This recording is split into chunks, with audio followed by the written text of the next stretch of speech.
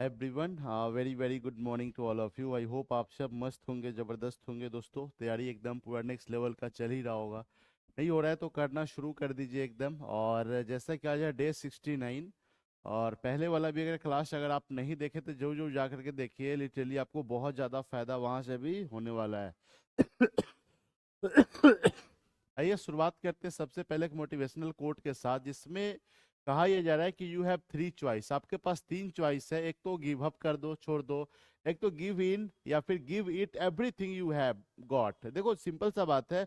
अब आप ये बहाना नहीं बना सकते, पहले वाला टाइम नहीं है कि हाँ मेरे पास ये रिसोर्स नहीं है, ये है वो है। अगर आप ये वीडियो लेक्चर देख रहे होंगे दोस्तों, तो कम से कम एटलीस्ट आपके पास मोबाइल तो होगा ही होगा, ठीक है ना। मोबाइल होगा, नेट भी होगा, तो भाई आपका जो डाटा डेली का 1.5 GB 2 GB 1 GB जो भी आ रहा है ना, ये उसके ऊपर भी डिपेंड करता है कि आप इसको खर्च कहाँ कर रहे हो। आप रील्स देखने में, मूवी देखने में, या फिर इधर उधर के उलूल जुलूल का वीडियो देखने में, एकदम पूरा देश दुनिया को जानने में खाली एकदम लगा रहे हो, जहां से कुछ लेना देना नहीं है, ठीक है ना। होता क्या है ना कि अगर आप ढंग से अगर थोड़ा दोस्तों अगर पढ़ाई करना शुरू करोगे ना, तो आपका सिलेक्शन जल्दी हो जाता है। आप सीधा यूट्यूब अगर खोलते हो तो उसके पीछे पर्पस होना चाहिए कि हमको क्या देखना है, हमको कौन सा वीडियो देखना है। बट बहुत लोग करते क्या, सीधा यूट्यूब खोले, जो वीडियो सामने आ रहा है उसको देख लिए, फिर आगे बढ़ाएं, फिर कुछ हुआ खुद देख लिए। मतलब ऐसे करके करते करते कैसे 1 2 घंटा 4 घंटा 5 घंटा डाटा खत्म। ऐसे ही होते होते रहता है एकदम। आप कभी भी ये नहीं करते होंगे कि नहीं नहीं मेरा जो डाटा जो है ना एकदम सही काम में जाएगा, ठीक है ना। तो जैसे ही आप अपना डाटा को सही काम में लगाना शुरू कर दोगे, तो आपका जो दिमाग वाला जो डाटा है ना, वो भी अच्छे से प्रोसेस करेगा। ठीक है, ये चीज ध्यान में रखना ही रखना है दोस्तों। आइए शुरुआत करते हैं।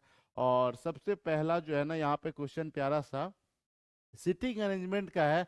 और इसके लिए मैं 2 3 मिनट का टाइम दे देता हूँ, और इसको सॉल्व करके बताओ कि क्या कैसे इसका होने वाला है, ठीक है। क्योंकि एक्चुअल में होता क्या है ना कि इस तरह का जब क्वेश्चन पूछा जाता है ना, इतना लंबा लंबा रहता है, तो उसमें कम से कम जो है ना 3 या ज्यादा से ज्यादा 5 क्वेश्चन इसके ऊपर पूछ लिया जाता है, ठीक है। और एक होता है सिंगल सिंगल वाला, तो सिंगल वाला भी कभी ये कभी वो प्रैक्टिस करवाते ही रहते हैं।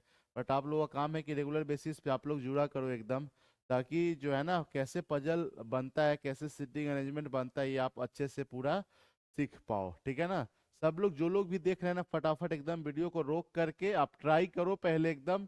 और या फिर साथ में टाइमर भी चल रहा है, आप सोचना कि ये टाइम जो चल रहा है ना, इसी टाइम के अंदर में ही आपको इसको सॉल्व कर लेना। हो जाए तो आप कमेंट जो जो करना ही करना, बाद में भी देखिए आप, उससे भी कोई फर्क नहीं पड़ता है। ठीक है, चलिए।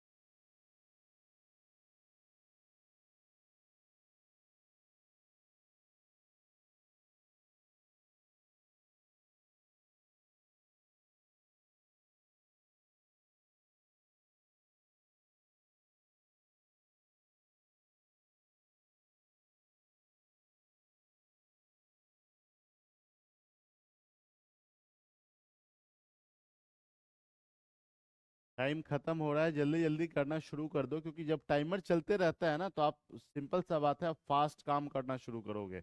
नहीं तो ऐसा ऐसा क्वेश्चन में लोग 5 मिनट 10 मिनट भी लगा लेते हैं। फिर फायदा क्या, बना तो हर कोई लेगा, अगर अब बनाने आया तो। मजे की बात तो ये भी है, बैंक वाला तो बना लेगा एकदम, लेकिन जो खास करके एसएससी रेलवे का तैयारी करता है ना, उसको ऐसा क्वेश्चन सॉल्व करने में दिक्कत हो जाता है। लेकिन आजकल ट्रेंडिंग में है, पूछा जाता है इस टाइप का क्वेश्चन।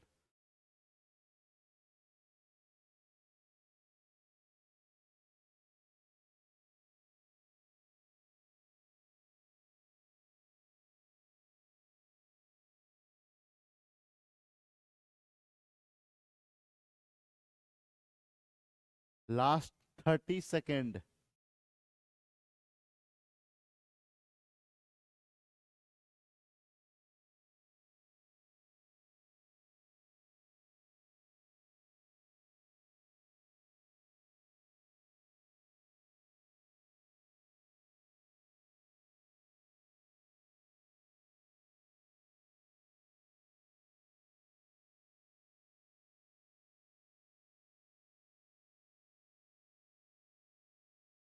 घंटी बजा, हटाइए इसको, देखिए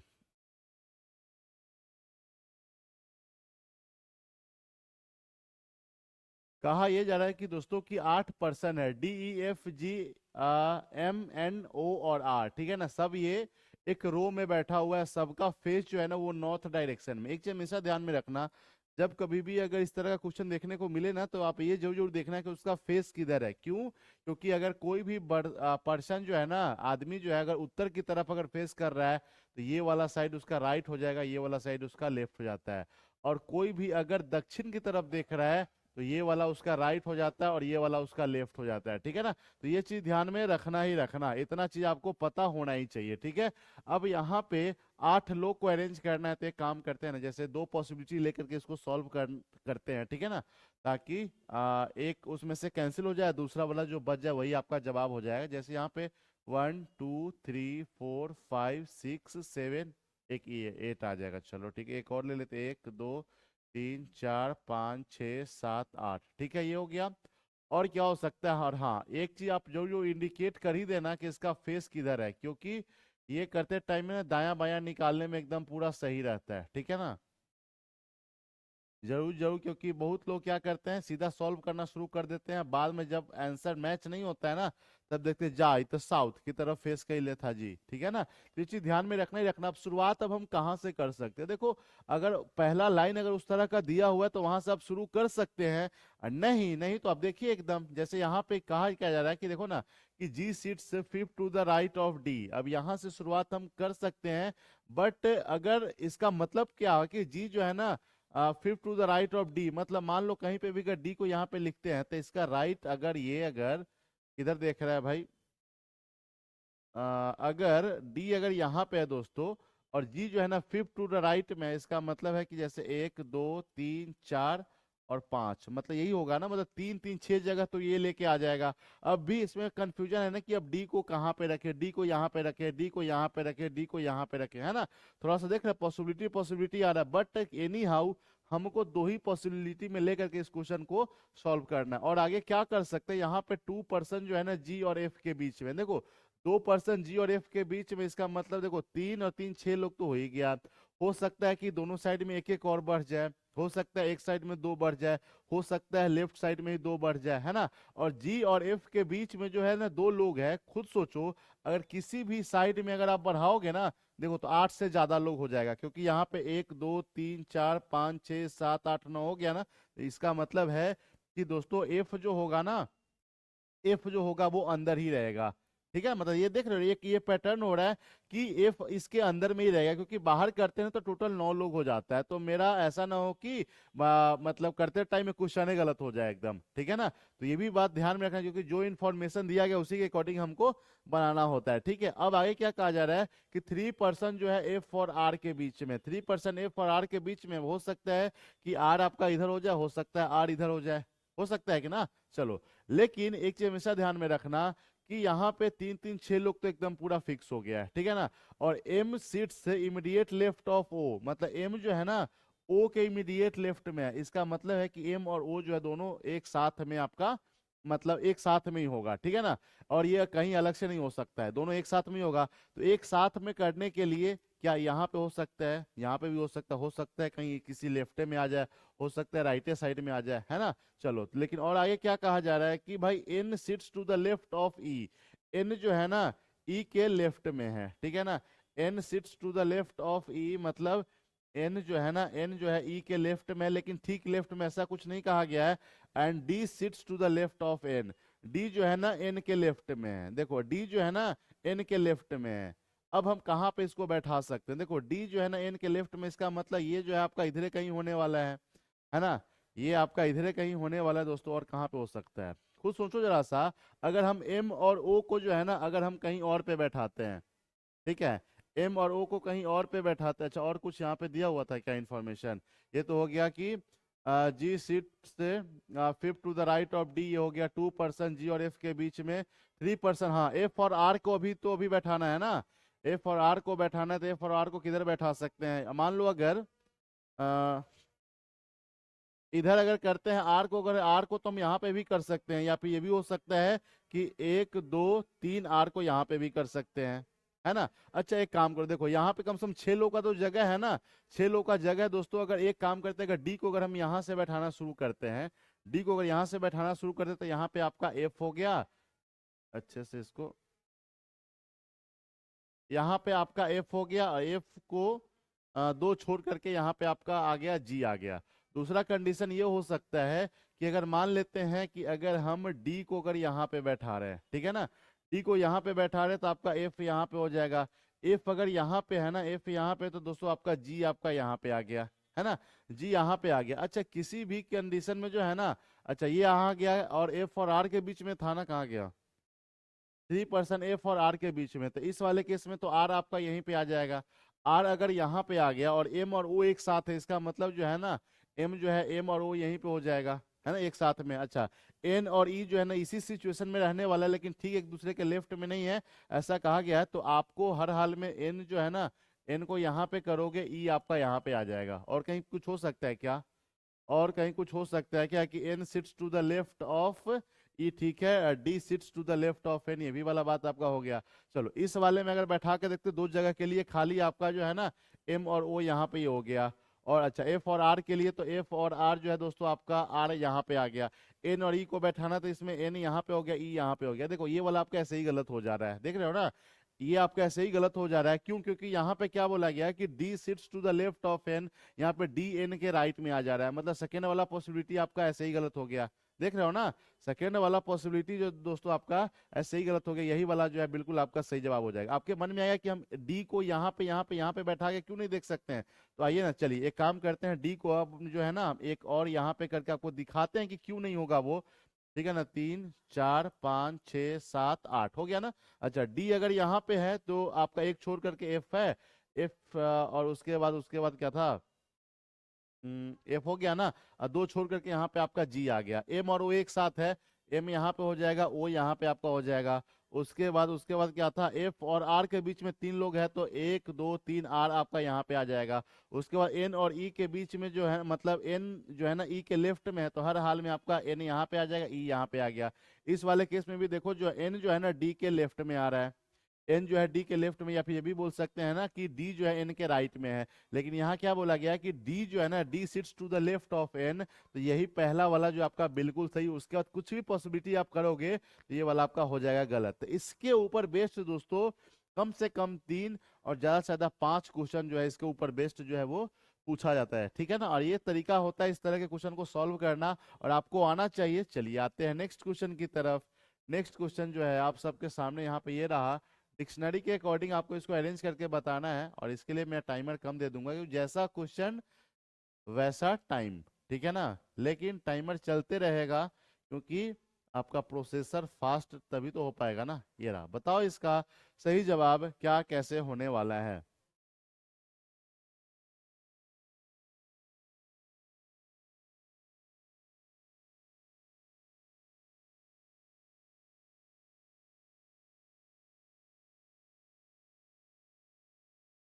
20 सेकेंड कैसे गुजरता है पता भी नहीं चलता है। बट एक चीज ध्यान में रखो, जैसे आपको ना मतलब वर्ड को ढूंढने जरूर जरूर आता होगा डिक्शनरी में, ठीक है, जो पहले मोटा वाला नहीं आता था बुक एकदम डिक्शनरी वाला, ठीक है। तो उसमें यहाँ पे जैसे चेस्ट है, कैरोट है, कैरम है, चैरिटी है, एंड कोलंबो है, ठीक है। अगर इस सब वर्ड को दोस्तों अगर ढूंढना है, देखो तो सबसे पहला काम क्या होता है कि सबसे पहला लेटर को ढूंढते हैं। सबसे पहला लेटर सी तो सब में है, तो यहाँ से कोई अता पता नहीं चलेगा। जब पहला सब में मैच आ गया, तो सेकेंड वाला देखो, जैसे एच है, ए है, एच है, ओ है, देखो तो अभी सब में सबसे पहले क्या आएगा, ए आएगा। तो ए वाला भी 2 है, ठीक है। तो पहले जो है ना सेकेंड और थर्ड में से ही कोई एक आने वाला है, ठीक है ना। सेकेंड और थर्ड में से ही कोई आने वाला है। देखो तब यहाँ पे ए मैच हो गया, आर मैच हो गया, ये सब मैच हो गया। एक बात बताओ, यहाँ तक पूरा पूरा ये मैच हो रहा है भाई, यहाँ पे टी है, यहाँ पे एम है, तो टी और एम में पहले क्या आता है, पहले दोस्तों एम आता है ना। तो मतलब 3 से आपका हो जाएगा शुरुआत, 3 से आपका शुरुआत हो जाएगा, तो ऑप्शन डी तो आपका सही खत्म हो गया। लेकिन एक चीज हमेशा ध्यान में रखना, बाकी सब इस दोनों में तो सेम टू सेम एकदम हो रहा था ना, ठीक है। तो 3 के तुरंत बाद 2 होना चाहिए, क्योंकि इसके बाद तो यही होगा ना। तो 3 के तुरंत बाद 2, तो ऑप्शन ए बिल्कुल सही जवाब है। जरूरी नहीं कि आपको सारा जो ऑप्शन है ना वो आपको बना बना करके आपको चेक करना है, ऐसा बिल्कुल भी जरूरी नहीं है, ठीक है ना। तो ये सब क्वेश्चन जो है ना आपके एग्जाम में पूछा ही जाता है। नेक्स्ट क्वेश्चन आप सबके सामने यहाँ पे ये रहा, और बताना इसका सही जवाब क्या कैसे होने वाला है। dt को अगर 42 लिखा जा रहा है, ठीक है, तो qf को क्या लिखा जाएगा?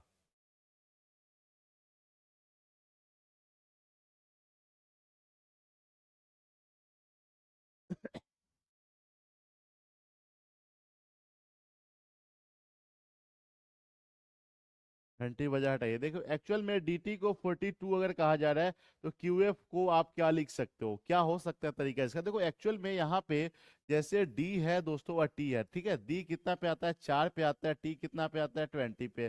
दोनों को जोड़ दो, कितना आ जाएगा? ये आ जाएगा 24, ठीक है ना। तो 24 को उलट करके आपका 42 बन रहा है, तो वही यहाँ पे कर दिया गया है। फिर q आता है कितना पे? 17 पे। एफ आता है 6 पे। तो 17 में अगर 6 जोड़ते हैं कितना आ जाता है? 23। तो इसको उलट करके करेंगे तो कितना हो जाएगा? 32। मतलब ऑप्शन सी जो है ना, बिल्कुल इसका सही जवाब है, ठीक है ना। तो इस तरह का भी जो क्वेश्चन आपसे एग्जाम में पूछा ही जाता है, ठीक है ना। चलो इसका बताना सही जवाब क्या कैसे होने वाला है। ये तो 5 सेकेंड का है, बताइए फटाफट एकदम कि आ, लीप वर्ष में कितने विषम दिन होते हैं। ये सब आपका रटा हुआ होना चाहिए, एकदम रटा हुआ। लीप वर्ष में, साधारण वर्ष में, कई बार डायरेक्ट क्वेश्चन पूछ लेता है। बताइए इसका सही जवाब क्या कैसे होने वाला है। देखो अब इतना बात तो आपको पता होगा कि लीप वर्ष वाले में 366 दिन होता है। तो 366 में अगर आप 7 का भाग लगाते हो, ऐसे करके कर दो ना 366 का, ठीक है ना। तो 7 5 हो गया आपका 35, फिर घटाओगे यहाँ पे 1 6, 7 दूना आपका आ गया 14। ये खत्म हो गया। यहाँ पे जो रिमाइंडर बचता है वही आपका ऑड डेज हो जाता है दोस्तों। तो लीप वर्ष वाले में 2 दिन एक्स्ट्रा होता है, और यही चीज अगर आप साधारण वर्ष में अगर निकालते तो वहां पे 1 दिन एक्स्ट्रा होता है। तो ये सब जो है ना आपको एकदम पूरा रटा हुआ होना चाहिए। ये चीज हमेशा ध्यान में रखना ही रखना। चलिए आते हैं नेक्स्ट क्वेश्चन की तरफ। नेक्स्ट क्वेश्चन आप सबके सामने यहाँ पे ये रहा, और बताना इसका सही जवाब क्या कैसे होने वाला है। 2 5 10 17 26 एंड 37।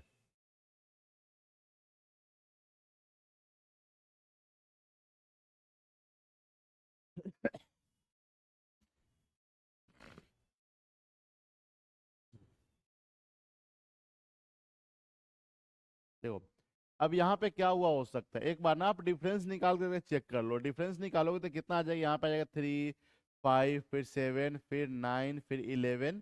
3 5 7 9 11, तो आगे कितना आएगा? आगे आ जाएगा 13। तो 37 में अगर 13 जोड़ते हैं तो 50 जो है बिल्कुल आपका सही जवाब आ जाएगा, ठीक है। लास्ट क्वेश्चन यहाँ पे फाइंड द ऑड वन। बताओ इसमें ढूंढ करके कि क्या इसका ऑड वन हो सकता है ना। बताइए 34 43 62 और 71।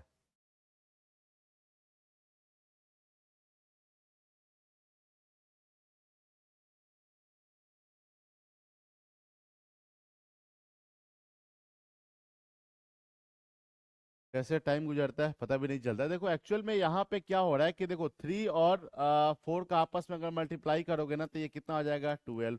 यहाँ पे 4 3 जा ये भी 12, 6 2 जा ये भी आपका 12, और यहाँ पे 7 1 जा कितना हो जाएगा? 7। इसलिए ऑप्शन डी जो है बिल्कुल आपका सही जवाब है। कई बार प्लस करके, कई बार माइनस करके, कई बार मल्टीप्लाई करके, ऐसा करके आपसे क्वेश्चन एग्जाम में पूछ लेता है, ठीक है दोस्तों। यही था आज का सेशन। कैसा लगा कमेंट में लिख के जो जो बताएं। जो लोग पहली बार देख रहे थे चैनल को कर लेना सब्सक्राइब, ताकि नोटिफिकेशन वगैरह आपको मिलता रहे, ठीक है। चलिए bye bye, take care, have a nice day, अपना ख्याल रखना सब।